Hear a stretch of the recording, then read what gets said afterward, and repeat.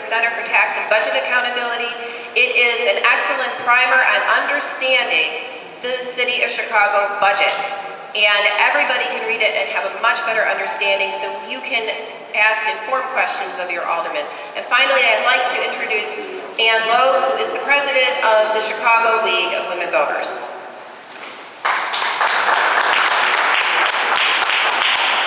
Thank you. So I'm Ann, A-N-N, last name Logue, L-O-G-U-E.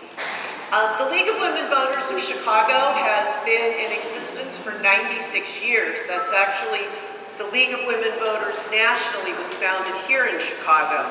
And we are an organization of volunteers committed to making the city better. And we believe very much in transparency and accountability. And one of the things that's so frustrating is that for decades, our politicians will not be straightforward with us about what things cost. And so they start putting attempts to raise money that prove to be more expensive than they are. The parking meter deal, the red light camera deal, things that have not raised money. The opportunity cost of the parking meter deal is astonishing. The red light camera deal ended up with people going to prison and with most of the fines being reversed. That's extraordinarily expensive. And we believe that the people of Chicago are grown-ups. They understand this stuff costs money, and that all of these attempts to play games with us end up costing more money than they generate. I'm not sure that I agree that Chicago's not broke, but it would be a lot less broke if we went with a more straightforward system. And the tips in particular are an example of tax money that is held in pools that are not transparent, where there is no accountability.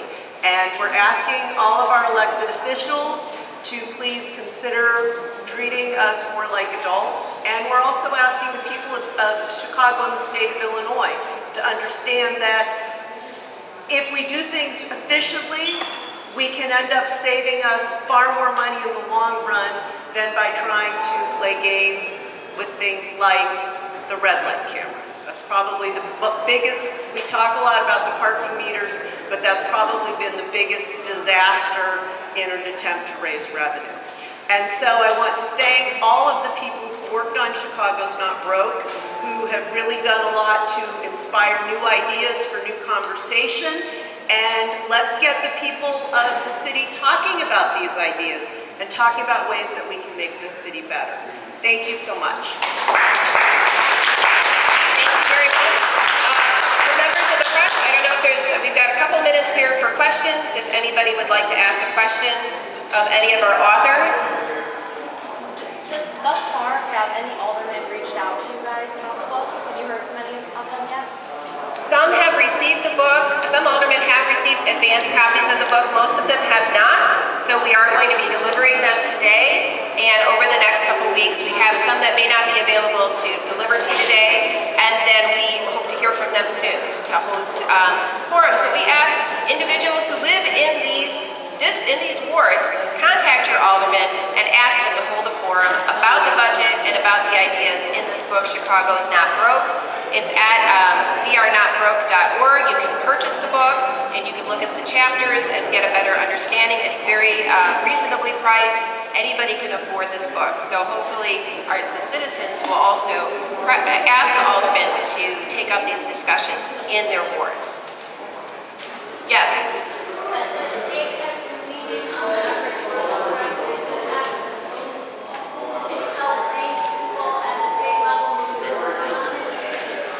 So the question is, who from within the state of Illinois, what leaders are leading on the issue of the progressive income tax?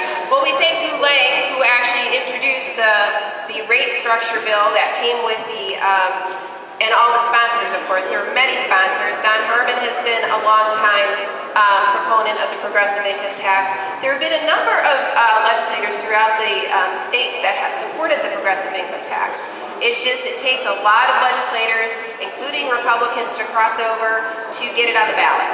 And so but we are very hopeful that we continue to talk about that issue. It will get on the ballot and it will pass.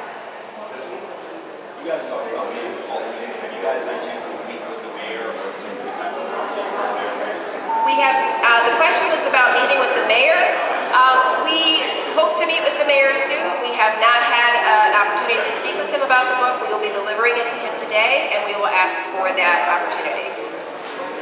And those of you who are here to help distribute the books, at the end of this press conference, we will meet over near the no longer usable bank of elevators here to our right and your left, and we will hopefully have a number of you available to deliver the books today. Yes, question? Any other questions? Yes. Now,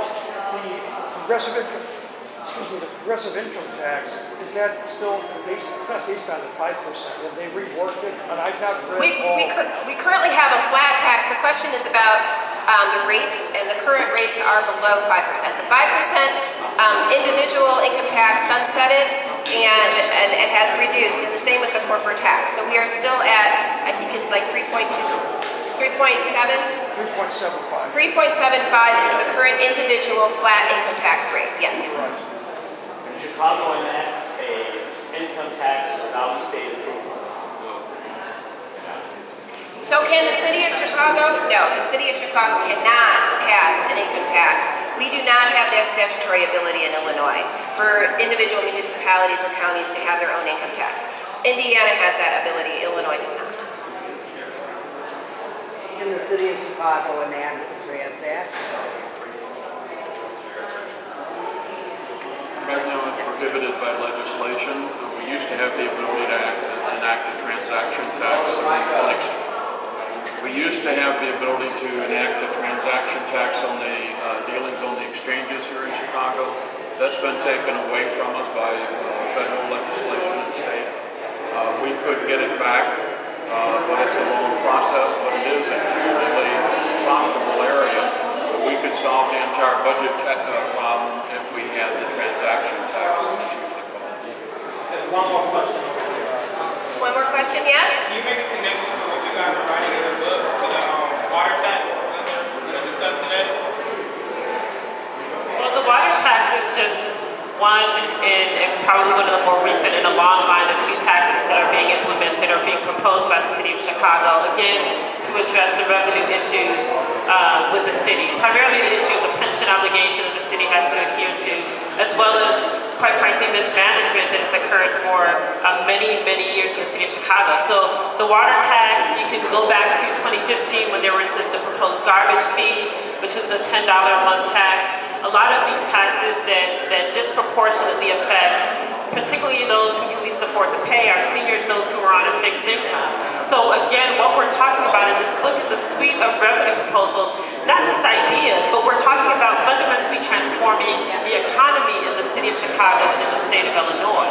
And it makes it so that we don't have to continue to implement what are essentially regressive taxes like the water tax, or like the fees and fines that come from the red light cameras, speed cameras, and other fines, fees, and forfeitures that we've implemented because of that.